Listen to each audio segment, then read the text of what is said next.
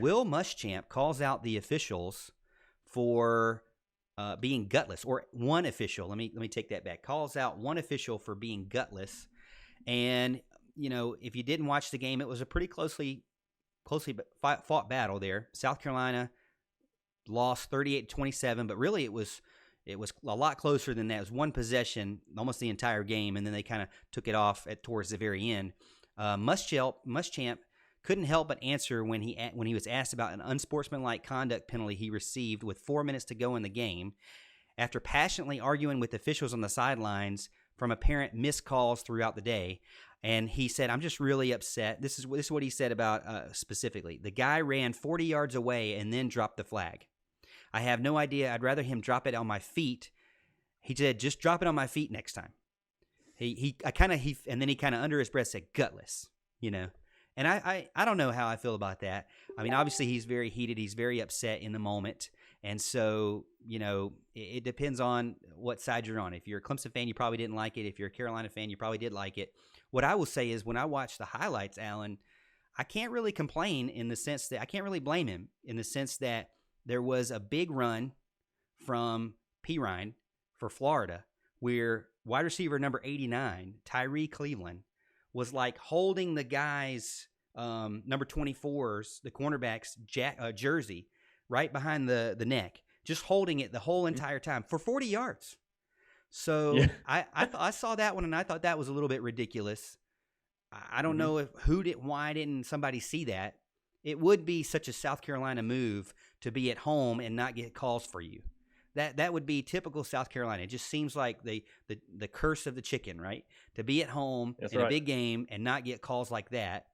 And then there were a couple of pass interference plays where there was one where immediately when it happened, I didn't feel like it was pass interference on, I believe, Horn, number 1 for South Carolina in the red zone. Man, that's when all the trash started going out on the field.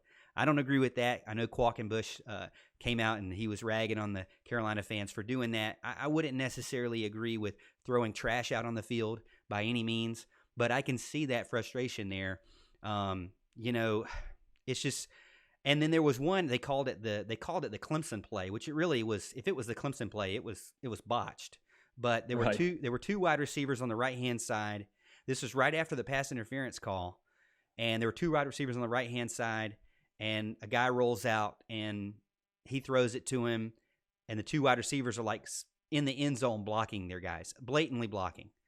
Yeah. You could say it's like one of those wide receiver bubble passes that we do, but it was not well executed. So it looked like a traditional pass, and these guys were just blatantly blocking their defenders. So I can't really blame Muschamp. And if an official runs across the field to throw a flag, that is kind of, I don't know how I feel about that. I feel like that's kind of inappropriate too. If you're an official on the field, you need to throw the flag when you feel like it's an unsportsmanlike. You don't have to run away from the coach to throw the flag.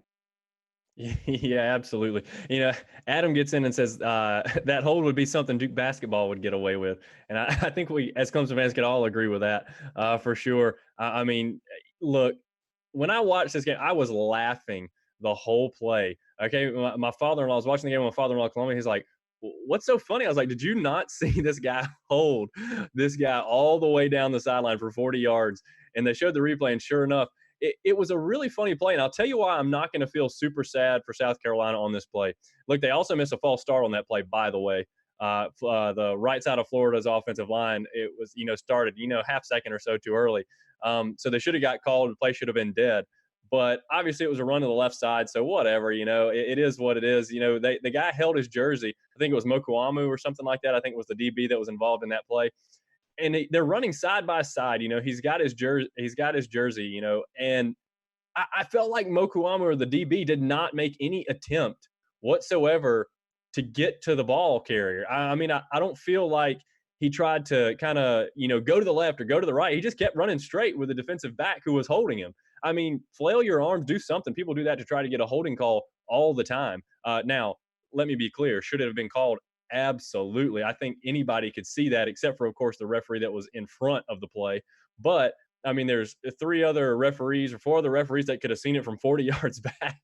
It definitely should have been called. It's definitely worth Muschamp getting upset about. But really, the one that bothered me more was the pick play. I mean, that was a pick play, a classic pick play. The guy made no attempt to block.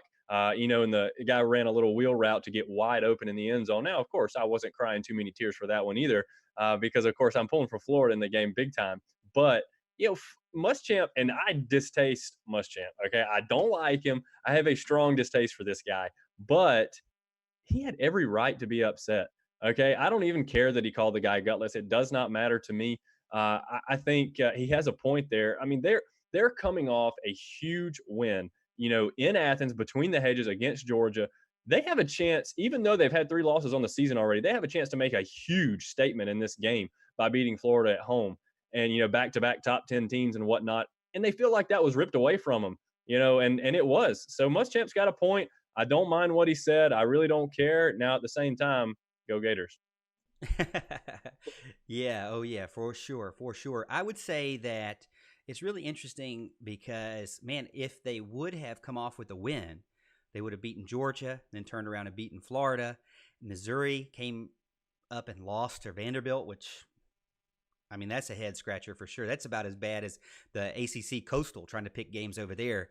But you know, I think that South Carolina is definitely a team that you can't look past for sure. I'm thankful that it's the last game of the season for Clemson, so they're definitely not going to look past it for sure. And it's a rivalry game, so they're going to play Clemson tight as always, as they always do, as any rivalry game does. So it's definitely not a game to look past or kind of think that you're going to automatically win. The Gamecocks have a pretty solid team, and they can hang with anybody. Now, can they win with anybody? No, not yet, right? They still got some things to work out to figure that out. And it's frustrating, the growing pains for sure over there in Columbia. What's one thing that I will say, I don't have the numbers down, but looked like Tavian Feaster had a really nice game. So I want to give him a shout out. I know a lot of people are saying, oh boy, don't give him a shout out. He's a traitor, but he did graduate from Clemson, and he did One of those play. guys. He did play for Clemson and won a couple of national championships. And he left here with no disciplinary action or anything. So it's nice to see him being used finally. We've waited 7 weeks now, and it doesn't seem like he got used very much. But he ate off a bunch of big runs against the Gators, and the Gators, who are known for being a really stout defense, he was able to kind of show up for the Carolina Gamecocks when they needed it. And, unfortunately it didn't win. And a lot of people kind of scratch their heads. Why would you change teams to go to that? But it is nice overall to see him be successful. And when we come back, we're going to go over our week 9 picks against the spread, and then talk about a little bit of the Clemson versus Boston College game coming up this weekend. We'll see you on the other side.